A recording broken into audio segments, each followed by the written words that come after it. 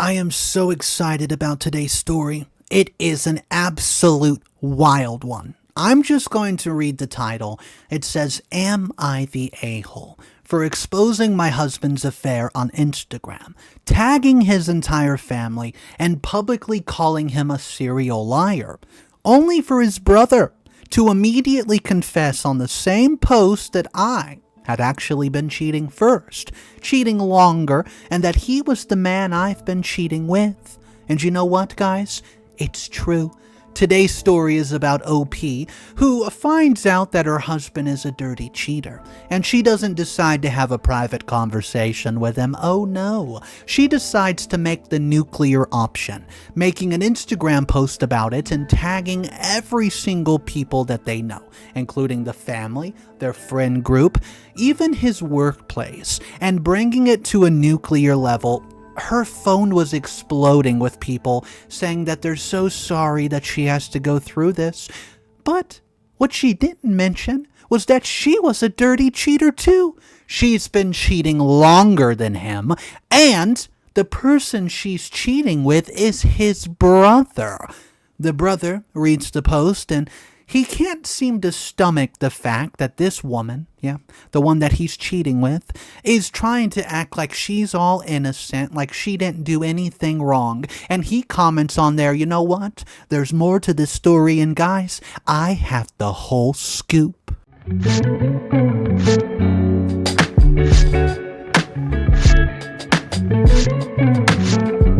I'm 32 female, and I've been married to Nathan for 6 years. We dated for 3 years before that, 9 years total. 9 years of building something that I thought was solid, even when it wasn't perfect. And it was not perfect. I need you to understand that before I tell you the rest, because context matters, I'm not saying it excuses anything. I'm just saying that marriage is complicated, and ours had been quietly falling apart for longer than either of us want to admit. Nathan's a good man. I need to say that up front because by the end of this post, you're going to hate me. And I don't want you to hate him too. He didn't deserve any of it. He's the kind of person who remembers your coffee order and notices when you had a bad day and does the dishes without being asked. He's steady, reliable, and safe. And somewhere along the way, I started resenting him for that. I know that sounds bad. I resented my husband for being dependable, for being present, for being just exactly the kind of partner that everyone says they want. But there was this distance between us that I could not name, this invisible wall that made me feel like we were roommates who just happened to share a bed. We stopped fighting because we stopped caring enough to fight. We stopped talking about anything real, and we existed in the same space without really seeing each other. I'm telling you this because I need you to understand the headspace I was in when everything started with Eric. Eric is Nathan's younger brother. He's 31. He's everything Nathan isn't. Impulsive, intense, the kind of person who makes you feel like the most interesting person in the room when he's talking to you. He has this way of looking at you like he actually sees you, like he's paying attention to every word you say and finding meaning in all of it. Well, it started so slowly that I didn't even realize it was happening. Family dinners where he would find excuses to sit next to me.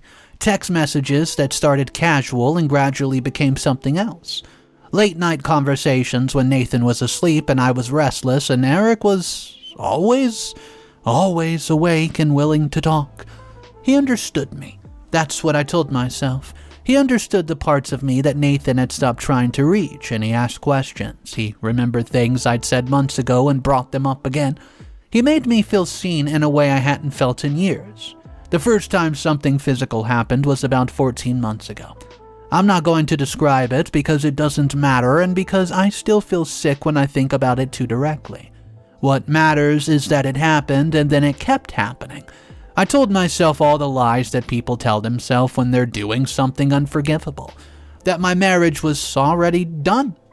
That Nathan and I were just going through the motions, and that's what I had with Eric. It was really meaningful and worth the destruction it would eventually cause.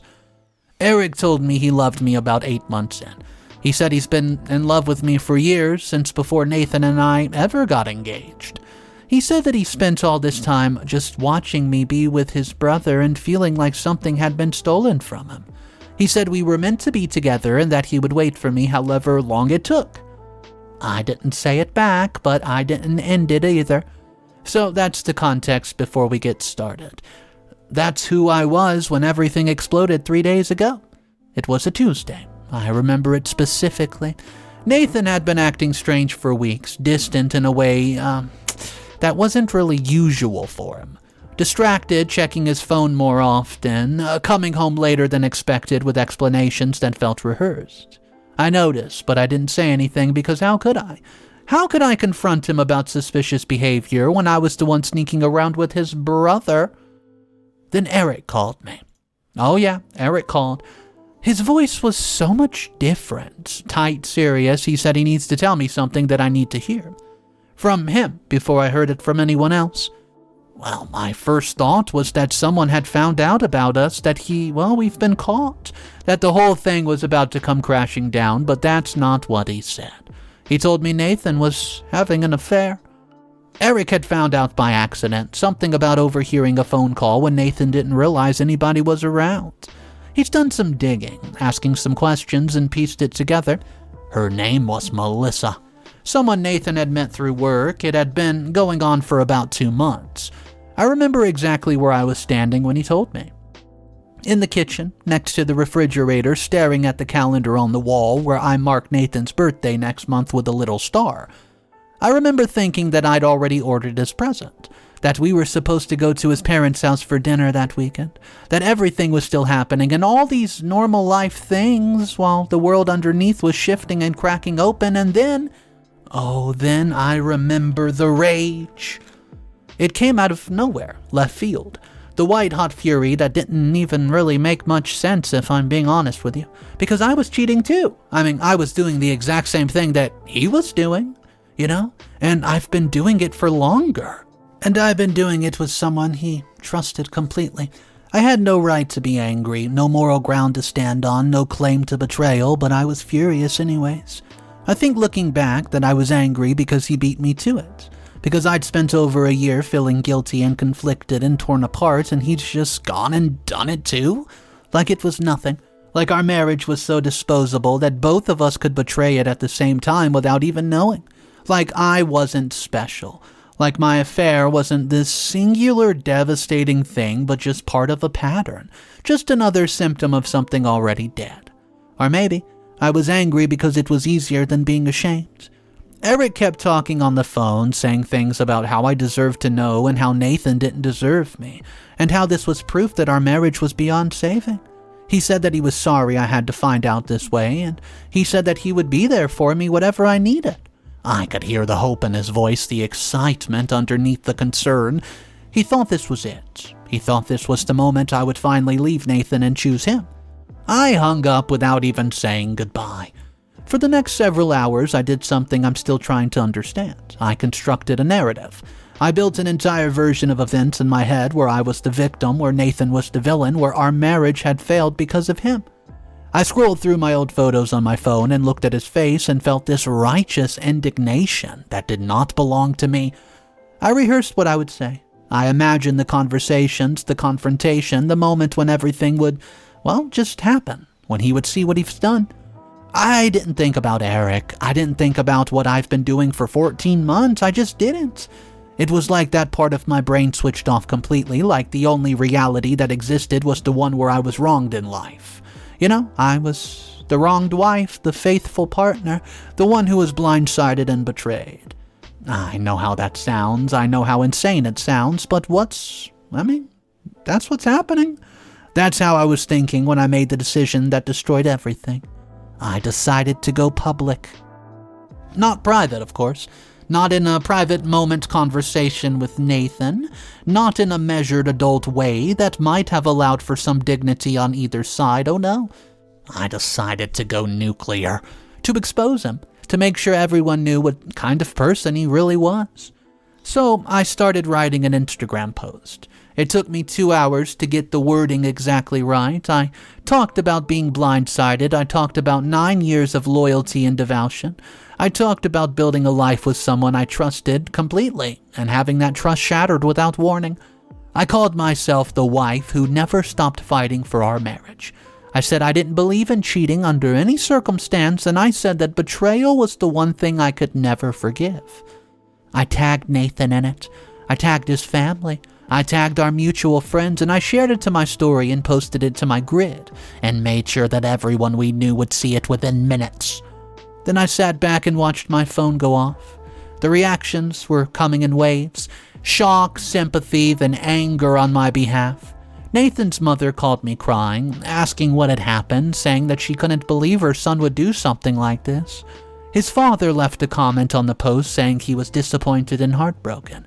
Our friend group started texting saying they were so sorry, saying they were there for me, saying they always knew something was off with Nathan. I felt powerful, vindicated, like I've taken control of a situation that had spiraled beyond my control, like I was finally standing up for myself instead of suffering in silence. Nathan called me about 16 times. Yeah, I didn't answer once. He texted asking what the hell am I doing, asking why I would go public with this, asking me to please take the post down and talk to him in person, but I didn't respond. I was sitting on the couch watching the comments and messages pour in when Eric showed up at the house. I had not expected him to come over. I don't know what I expected. I think some part of me assumed that he would be thrilled, that he'd see this as progress, that he would show up with open arms, ready to comfort me through my public devastation. But that's not what happened when that door opened. His face was long, gray. He looked like he was going to be sick. He kept just running his hands through his hair and pacing in the doorway and saying my name over and over like he was trying to get my attention, even though I was standing right in front of him.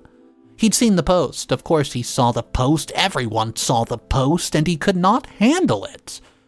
I don't think I understood in that moment what was about to happen. I was still in the mindset of righteous fury, still convinced that I was the victim, still somehow managing to completely ignore the 14 months of betrayal I've been carrying around like it didn't count. Eric came inside. He was breathing too fast, talking too fast, and his words were tumbling over each other. He kept saying things like he could not do this, and this wasn't right, and he thought that I was going to leave Nathan quietly, not like this, not publicly, not while pretending to be innocent. I told him calm down. I told him that Nathan deserved this, that he made his choice, and that I was just making sure everyone knew the truth. And that's when Eric said the thing that started everything unraveling. He said that's not the truth, though. I remember the silence after he said it, this horrible stretching silence where I suddenly understood exactly what was about to happen and realized I had no way to stop it. Eric's voice was shaking. He said he could not watch me do this. He said he could not stand there and say nothing while I painted myself as a loyal wife and devout partner, the woman who would never cheat under any given circumstance. He said he's been complicit in my lies over a year, and he can't do it anymore. I told him, stop it. Stop it. I told him to shut up. I told him that whatever he was thinking about doing, he needs to think carefully about the consequences. He wasn't even listening. He'd already taken out his phone, and his hands were trembling so badly he could barely type, but he was typing anyways, and I could see from across the room that he was on Instagram, that he was opening my post, that he was writing a comment. I don't remember exactly what I said. I think I might have screamed. I think I might have lunged for his phone, but I was too late. The comment was posted. I'm not going to type word for word what he wrote because I'm not sure I can handle seeing it again. Not even now. But the basics were this. Eric confessed everything. He said that I've been cheating on Nathan for over a year, far, far longer than Nathan. He said the affair was with him.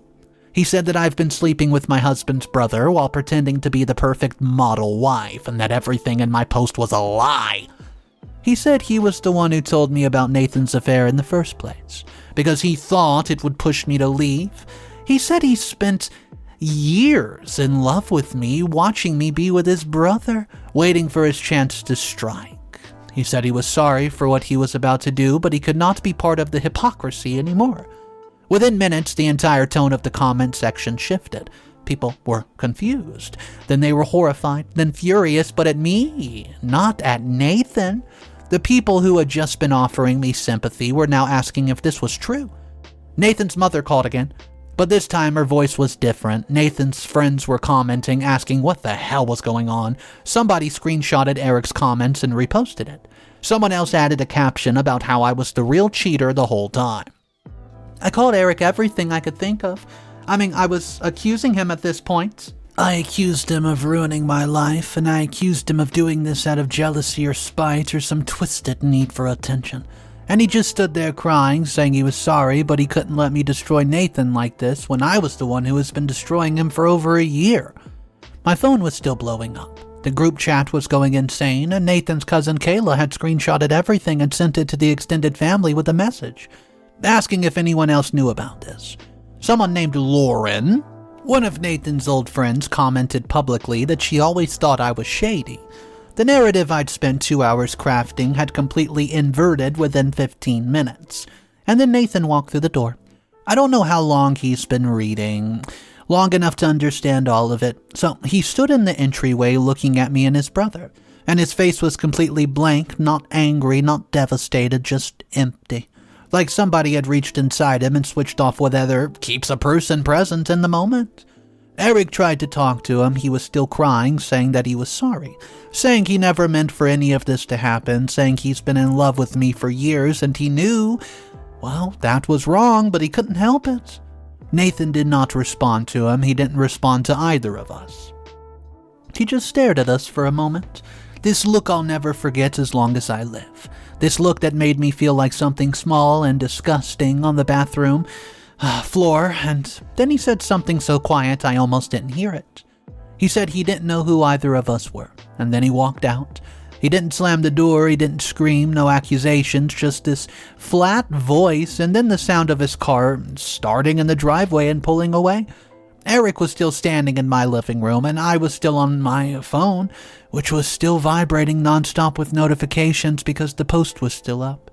The comments were still multiplying, and the entire mess was spreading through our family and friend group like a virus, and there was nothing I could do to stop it. I looked at Eric and felt nothing. No love, no affection, no gratitude for the year we spent together. Just this hollow, nauseous emptiness and the slow realization that I destroyed everything. My marriage, my reputation, my husband's relationship with his brother, my place in a family that I've been a part of for almost a decade. Eric eventually left. I don't remember if I said anything to him. I remember sitting on the couch for a long time afterward, watching my phone light up over and over, just reading the messages without really processing it. People were furious. People were confused, and people were taking sides. But the sides kept shifting as new information came out. I never did take the post down. I don't know why. Maybe because it felt pointless by then. Maybe because some sick part of me thought deleting it would be admitting defeat, and maybe because I was paralyzed and could not make myself do anything at all. That was 3 days ago. Nathan has not come home. He isn't answering my calls or texts, and his parents won't speak to me. His friends have all unfollowed me, and the Instagram post has over 400 comments now. Most of them calling me a hypocrite, a liar, a narcissist, who tried to publicly destroy my husband for doing the same thing I've been doing, but worse. And the worst part is that they're not wrong. I keep trying to explain it to myself, to find some angle where I'm not the villain of the story. I keep thinking about how unhappy I was in my marriage and how distant Nathan had become. How Eric understood me in ways Nathan never did. I keep trying to construct a version of events where my actions make sense, where I was justified, where I was reacting to something instead of just being destructive. But I can't. There's no version of this where I'm not the person who cheated on her husband with his brother for over a year and then tried to publicly humiliate him for cheating on her. I don't know what I'm asking. I don't know if I want judgment or sympathy or just someone to tell me that I'm not a complete monster. I probably am. I know I probably am. My husband walked out 3 days ago with the empty look on his face, and I don't know where he is. I don't know how he's going to be okay, and I don't know if he's going to divorce me or just disappear from my life entirely without ever giving me the chance to explain. And the thing that haunts me the most, the thing that I can't stop thinking about when I try to fall asleep, is that he didn't yell. He didn't accuse me of anything, gaslighting, nothing. He didn't defend himself or try to justify his own affair or turn it into a fight. He just left. Quietly, like something inside him broke, in a way that cannot be fixed by screaming about it. I did this to him. Not just by cheating, but by turning our private devastation into a public spectacle. By lying about who I was, by forcing him to learn about his wife's betrayal and his brother's betrayal at the same time, in front of everyone we know. So I guess my question is, well, I guess it's a silly one. Am I the a-hole? I'm already knowing the answer, I just don't know what to do with it. Update number 1. I did not expect to update this so soon. I didn't expect this at all, honestly. After I posted, I spent a long time just staring at the screen, reading the comments, feeling this strange mix of relief and horror that so many strangers now knew the worst thing I've ever done. Most of you said exactly what I expected you to say, that I'm a monster, that Nathan deserves better, that I have no right to feel sorry for myself when I'm the one who caused it. A few people said I needed therapy, which is probably true, but I can't imagine sitting in an office right now and explaining this to a professional. I can barely explain it to myself. Some of you asked questions I couldn't answer. Like why I went public instead of just confronting Nathan privately. Like why I thought I had any right to be angry about his affair when I was doing the same thing. Like what I possibly hoped to accomplish by tagging his entire family. I still don't have good news. The honest truth is that I wasn't thinking clearly. I was operating on pure emotion, see, this mix of rage and humiliation and something uglier that I do not have a name for. I wanted to hurt him. I wanted everybody to see what he's done to me, and I wanted to be the victim because it was easier than being the villain. But I am the villain. I understand now in a way I didn't fully understand before. The last 2 days have been a nightmare. Not a dramatic, explosive way, just in this grinding, relentless way where everything keeps getting worse and there's nothing I can do to stop it. The family has completely fractured. Nathan's mother called me this morning after everything went down, and her voice was so cold I almost didn't recognize it was her. She said she spent the whole night crying, not just over Nathan's affair, but over mine, over the fact that she welcomed me into her home, and I've been sleeping with her younger son behind everyone's back. She said she didn't understand how I could have done this. She said she didn't understand how either of her sons could have done it. She said she needed time, and then she hung up without saying goodbye. Nathan's father hasn't even called. I did see him on Instagram, though. He unfollowed me, which felt stupid and petty and also somehow devastating. This man who hugged me at every holiday, who helped us move into our house, who made jokes about, well, when we were going to give him his grandkids, now he can't even stand to see my posts. The extended family is worse. Nathan has a big family, lots of cousins and aunts and uncles who have always been close. The group chat that used to be full of jokes and memes and plans for gatherings have become this war zone of accusations and defenses and people trying to figure out whose side they're supposed to be on. Kayla, Nathan's cousin, has been the most vocal. Oh yeah, she was always closer to Nathan than Eric, and she's made it crystal clear that she thinks I'm the idiot. She keeps posting things on social media, not naming me directly per se, but obviously about me. Things about trusting people who turn out to be a snake. Things about how some women destroy everything they touch. And every time I see one of her posts, I feel like I'm being stabbed in the chest, even though I know she's not wrong. But here's the thing that surprises me the most. Even though it shouldn't have, the family is not united against me. Some of them are, obviously. But others have started blaming Eric instead, saying he was the one who pursued me. Saying he took advantage of his position as Nathan's brother to warn his way into my life. A few of them have even blamed Nathan, saying that he had been, if he would have been a better husband, none of this would have happened. But I hate that argument. I do. I hate it because it's not fair to Nathan and because it's exactly the kind of excuse I would have made a week ago. He was not a perfect husband. We had problems. But none of that justifies what I did. None of that justifies what Eric did. Nathan's flaws don't make our betrayal acceptable. But people keep saying it anywho. And some sick part of me wants to agree with them because it would make me feel less guilty. Eric has been trying to contact me nonstop, text, calls, even showing up at the house once. I did not let him in. I stood on the other side of the door and listened to him talk through the wood, saying he was sorry, saying he's never meant for the confession to happen, saying he panicked and he hated himself and he needs me to understand that he did it because he could not stand watching me lie. I don't know how to feel about Eric anymore. Part of me hates him for what he's done, for exposing this, for detonating our affair in the most public way possible. Part of me understands why he did it, though, because I put him in this impossible position with that Instagram post and I forced him to either be complicit in my lie or destroy us both. And he did the destruction option. I can't decide if that was brave or cowardly or just the only thing he could have done. The worst part of the conversation, though, through the doors, was when he said he still loved me. Oh yeah, he said that he knew I probably hated him now and he understood, but his feelings had not changed. He said he'd spent years waiting for me and he could not just turn that off. I told him to leave. I told him I never wanted to see him again. I don't know if I meant it. I don't know what I feel about anything anymore. Nathan is gone. He hasn't came back.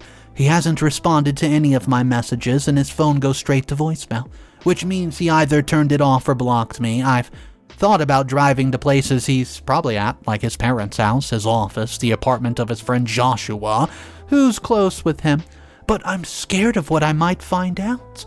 Scared of seeing him and not knowing what to say. Scared of the way he looked at me before he left, that flat, empty look like I'd finally managed to kill whatever love he had for me. I know I don't deserve his forgiveness. I know I don't deserve anything from him, but the silence is unbearable. I keep checking my phone every few minutes, hoping for something, anything, even anger, even accusations, even divorce papers, just some sign that he's still out there, that he's processing this, that there's still a person on the other end of the destruction. Our mutual friends have mostly scattered. A few have reached out to me, but their messages are careful, hedged. They say they're sorry I'm going through this. They say they hope everyone can heal. They don't say they support me or believe me or think that I was right. The friend group that used to feel so solid has dissolved into awkward silences and people quietly unfollowing each other. Brandon, who was one of Nathan's closest friends and someone that I always got along with, sent me a long-winded message that I've read about 100 times. He said he wasn't going to take sides. He said that he thought both Nathan and I made terrible choices and he didn't know what to think anymore. He said he hoped I was doing okay, but he also said that he needed some distance, that he could not pretend things were normal when everything had changed so drastically. Well, that's the thing I didn't understand before all of this. I thought I could control the narrative. I thought I could decide who was the victim and who was the villain and have everyone agree with me. I didn't realize that when you blow something up publicly, you lose control completely, and the people just decide. Everyone forms their own opinion. Everyone decides what they think happened and who to believe, and there's nothing you can do to change their minds once they've made it up. I've been saying I'm gonna leave this house, but I've been staying here mostly. I called in sick to work, which I can't keep doing forever, but I can't imagine facing my coworkers right now. Some of them unfollowed me on Instagram. Yeah, some of them have definitely seen this. The thought of walking into the office and having everyone know what I did makes me want to never leave my bedroom again. I keep thinking about that moment everything changed. Not the moment I cheated with Eric for the first time, although that was the real beginning.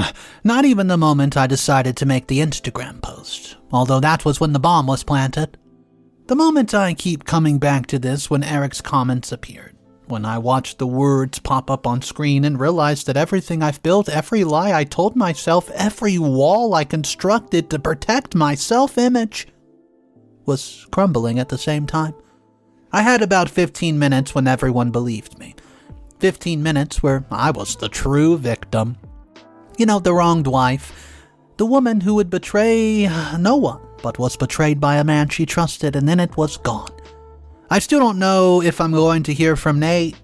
I don't know if he's coming back for his things, his card collection, his comic books, he's filing for divorce, or if he's just going to disappear and let everything dissolve through silence. I don't know what I would say to him. If I had the chance, I'm sorry, it just feels inadequate. Explaining myself feels absolutely pointless. There's nothing I can offer him that, well, would undo what I did. The only person who's been consistently supportive is my sister Lauren, who called me that night everything went down and stayed on the phone with me for 3 hours while I cried. She didn't say I was right, she didn't say I was wrong, she didn't say what I did was okay, she just listened. Well, I don't know if I'm still a person in the way I was before. I feel like something fundamental has shifted inside of me, some core belief about who I am and what I'm capable of. I used to think I was a good person who occasionally made mistakes. I donate every year. Now I know what I'm capable of. Sustained deception of elaborate lies, destroying someone I claim to love and then trying to destroy them again when I felt threatened. Update number 2. Hey guys, it's been 11 days since I've made my other post. 11 days since everything fell apart. I was not going to update again because I didn't think there was anything left to talk about, but something happened yesterday that made me realize this story is not over. It's just quieter now. The explosion happened and now there's just the aftermath. This strange, muted landscape where everything is destroyed but you still love and you still keep living in it. Nathan served me with divorce papers. No, I didn't get to see him in person. He sent them through a lawyer, very formal, very efficient, very Nathan. Even in the middle of all this, he's handling things properly, going through the right channels and making sure everything is documented and legal. I don't know why that detail hurts so much, but it does. It's like, even in our ending, I'm chaotic and messy, and he's steady and reliable. Well, I signed the papers. There didn't seem to be any point in fighting it. We don't have kids, thankfully.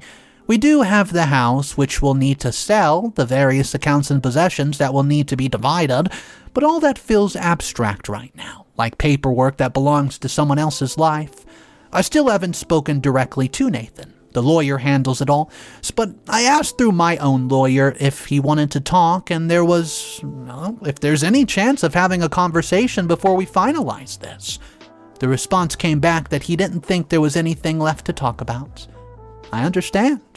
I do.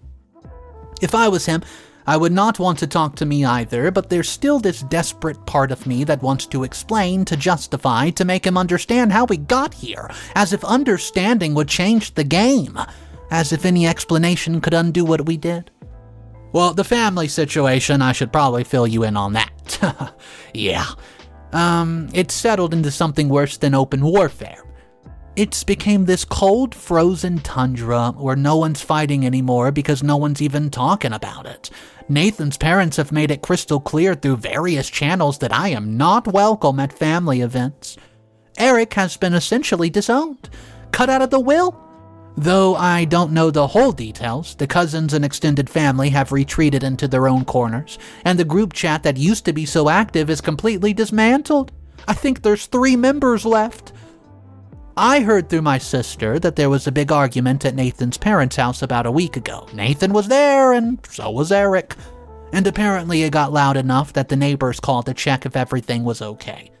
I don't know what was said. I don't know if Nathan yelled at Eric, or if they tried to talk, or if the parents intervened. All I know is that it happened, and that the aftermath, Eric moved out of the area. Someone said he went to stay with friends in another city. Someone else said that he's looking for a job on the other side of the country. I'm ashamed to admit this, that I felt something when I heard he was leaving. Not relief, per se. Oh no. Not sadness even exactly, just this hollow recognition that another piece of the wreckage has been removed. And soon there would be nothing left but empty voids where my life used to be. Eric sent me one last message before he left. I almost didn't read it, but I did. He apologized again, more coherently this time, without the panic, the desperation of those first few days. He said that he had time to think about everything, and he understood now that, well, what we did was wrong from the beginning. Not just the affair, but the way we rationalized it. The way we convinced ourselves it was love when it was really just 2 broken people making each other worse. He said he did not expect me to forgive him for confessing publicly. He said he did not even expect me to respond. He just wanted me to know that he was going to spend a long time trying to figure out how he became someone capable of betraying his own blood, and that he hoped that I would do the same kind of reflection. And you know what? At this moment, I'm just sick of him. I didn't respond. I thought about it for a long time, but there was nothing left to say. The house, it feels enormous now. Nathan took most of his things. I knew he would come back for that comic book collection. While I was at my sister's one day, just came and cleared out his clothes and comics and personal items without telling me. I came home to a half-empty closet and gaps on the shelves where his stuff used to be. It felt like coming home to a crime scene, if I'm being honest, except I was the one who committed the crime. I've been sleeping in the guest room, just because I can't stand being in our bedroom anymore. The bed is too big, the silence is too heavy, and every night I lie there and think about the times Nathan slept next to me, and now it's just a cold bed. He slept next to me while I was texting his brother. All the times I told him I loved him and then snuck away to call someone else, I keep trying to remember the last genuine moment between us, but I can't find one. Maybe there was not one. Maybe I've been gone for longer than I realize. Let me tell you about work. Work has been strange. I went back after a week and a half because I couldn't afford to lose my job on top of everything else. My coworkers have been careful around me, tiptoeing. They're polite, too polite. Distant, even. A few of them, though, have clearly seen everything on social. They didn't mention it directly, but I can tell from the way they look at me. One of them, a woman I used to get coffee with, sometimes pulls me aside and said that she was sorry I was going through this. She said she didn't know the details and didn't want to know, but that she hoped I was taking care of myself. It was the kindest thing anyone outside my family has said to me in weeks. And I almost started crying right there in the break room. I've been thinking a lot about the questions from the original post. Am I the a-hole? The answer is obviously yes, judging from the comments.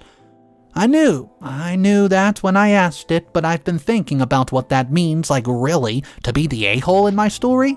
To the person who caused all the damage. To wake up every morning and know that if you've made a different choice, none of this would be happening right now. You know, I didn't have to cheat with Eric.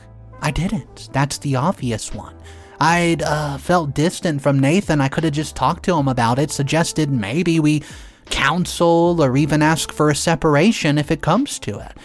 Instead, I chose the worst option possible, the one that would cause the most pain for the people involved. I could have not made that Instagram post even after Eric told me about Nathan's affair. I just jumped to it.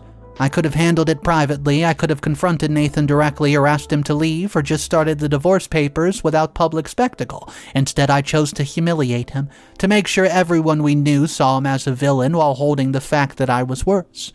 I could have told the truth at any point. During the year I was with Eric, during the hours I spent crafting that lying post, during the minutes before Eric confessed. I had so many opportunities to be honest, and I refused every single one. And now I'm here, in a house that's about to be sold, with divorce papers on the kitchen table, with no husband, no lover, barely any friends, and a family that will never look at me the same again. I don't know what happens next. I don't know if I'm going to stay in this city or move somewhere else where no one knows me. I don't know. I just keep thinking about Nathan's face when he walked in that day. That blank, empty expression, the way that he said he didn't know who we were, the quiet sound of his car pulling away. Ugh, I can never look at a hybrid car the same again. I did that. I did that to a man who loved me, who trusted me, who built a life with me, who wanted to have my babies. I did that to his brother who trusted him. I did that to a family that welcomed me in with open arms and had the best barbecue parties. I don't know how to live with myself, but I'm going to have to figure it out, because there's not another option. The destruction is done. The explosion already happened. All that's left is learning how to exist in rubble. Oh yeah, someone in the comments on my first post said that I would probably find a way to make myself the victim, again, given enough time, that I would twist this into a story where I was just a hurt little woman who made mistakes, where the real villains were my emotionally distant husband and his manipulative brother. They said people like me always find a way to rewrite the history. I hope they're wrong. I hope I'm not that person, but I honestly don't know. Not anymore. I don't trust my own judgment. I don't trust my own narrative. I've been lying to myself for so long that I'm not sure I know what the truth even looks like. I know this is not a satisfying ending. There's no resolution. Nathan isn't going to forgive me. Eric isn't going to come back home. The family is not going to heal. They lost a son, essentially. And I'm not going to have someone break through where I finally understand myself and become a better person. This is just what it is now, messy, quiet, and wrong. Guys, if you're reading this, if you're in a situation, anything like I said, think about cheating or already doing it or telling yourself, oh, this is okay, because your partner doesn't understand you. I don't have the advice for you. I'm the last person who should have given any advice about anything, but I can tell you what it feels like on the other side of the destruction. It feels like this, like sitting alone in a half-empty house scrolling through pictures of a life that you destroyed, wondering if you were ever the person you thought you were. I am not going to update again. There's nothing left to say, but you know what? Don't take my advice, don't listen to me. Just read my story. Reread the main post, the second post, and this post, and understand my mistakes, because you know what? It's easy to make a mistake in this world. Thank you for listening.